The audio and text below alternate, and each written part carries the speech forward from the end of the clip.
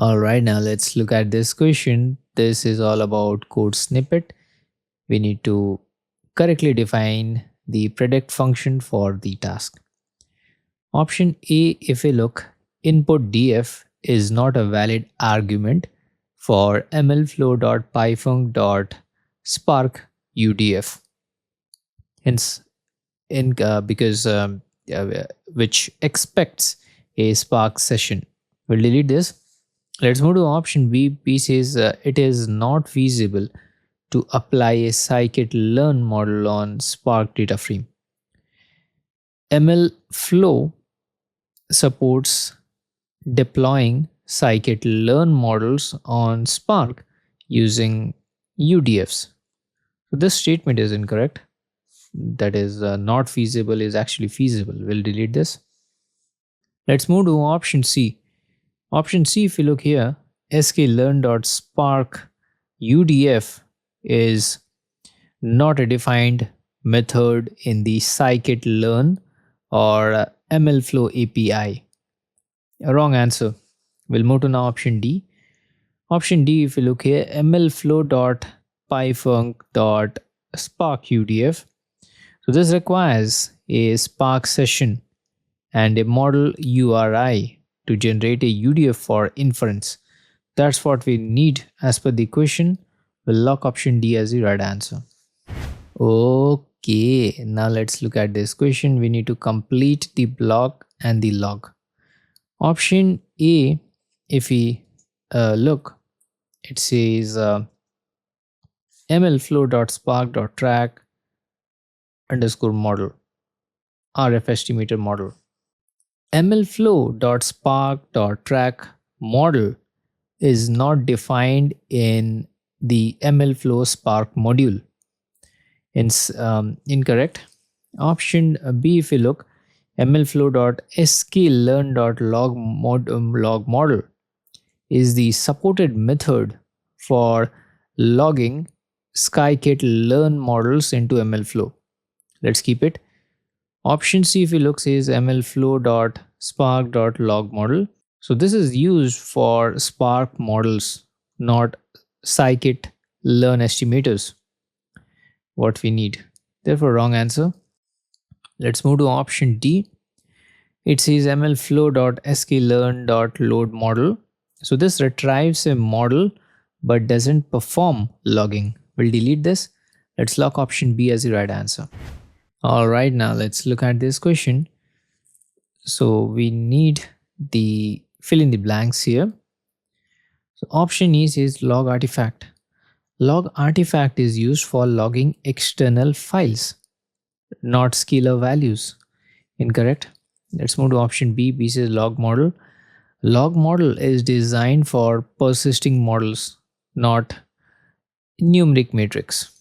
Wrong choice. Let's move to option C. C says log metric. Log metric is the MLflow method for recording scalar values such as RMSC. Let's keep log metrics for now. We'll move to now option D. This is log param. Log param logs configuration parameters, as the name suggests, right? Param means parameter, and is not used for evaluation matrix. We'll delete this. Let's log option C, log metric, as the right answer. All right, now let's look at this question. Option A, if we look, create table is used for initial table creation, not for replacing existing data. Wrong answer. Option B, if we look, write table without a mode argument defaults to append behavior. So this is again wrong. We are left out with option C, that is write table, and we have mode equal to overwrite replaces all existing rows with new data. That's what we need. Replace all existing data in the user features with the contents of the updated DF using the feature store client. We'll lock option C as the right answer. Okay, we have a brainstorming question this time. Option A, if we look, so this misses df argument, which prevents the table from being populated with featured data. Therefore, option A is out. Now let's move to option B. Option B, if we look here, write.modefs is not a valid Spark or feature store syntax. So due to syntax error, this option is invalid.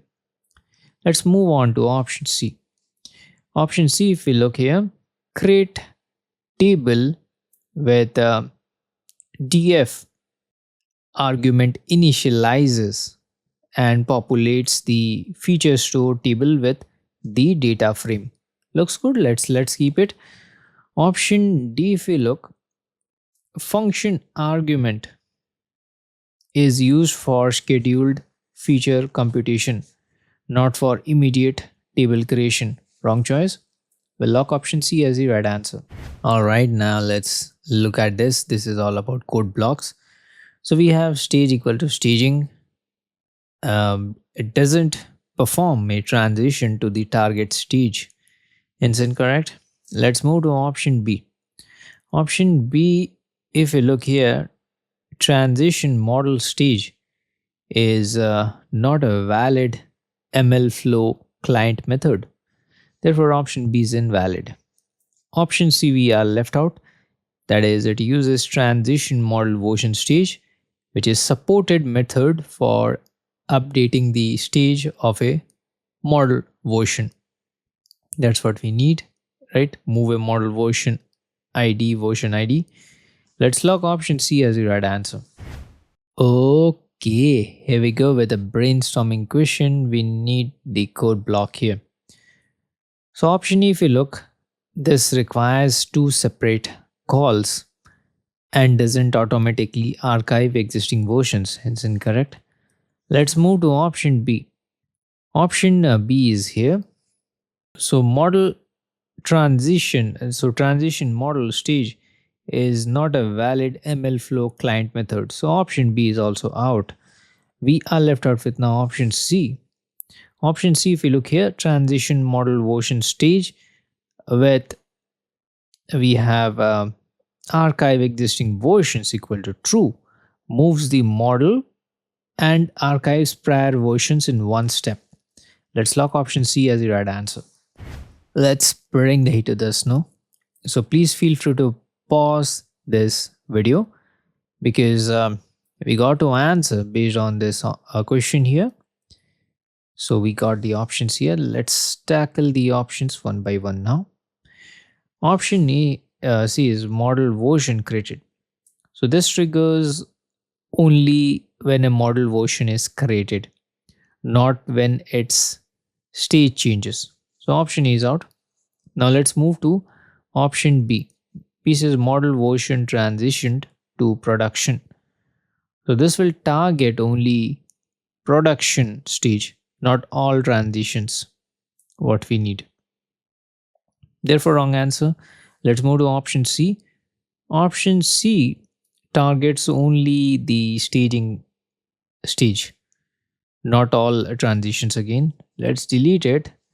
We are left out with option D. It says model version transition state.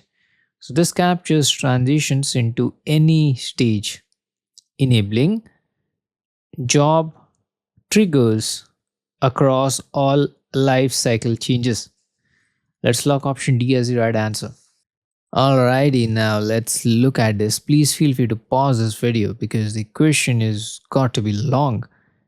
We got to read the question carefully. Based on that, we got to answer the options.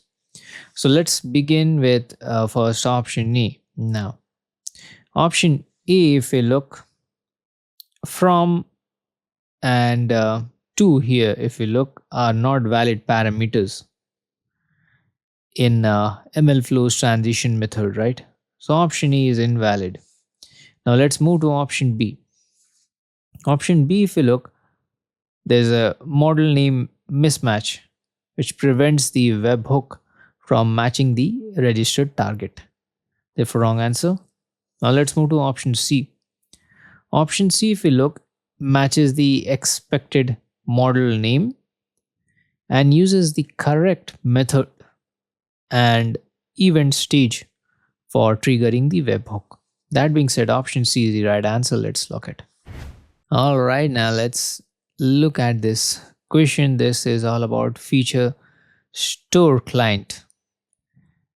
We got to complete the code. Option A here, if we look, append adds new rows but doesn't update existing ones.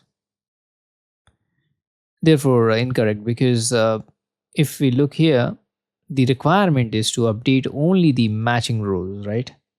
In user matrix where the primary key exists in matrix TF. So option E is definitely wrong. Now let's move to option B. Option B, if you look, the mode here is override. So override replaces all rows, including those not present in the update set.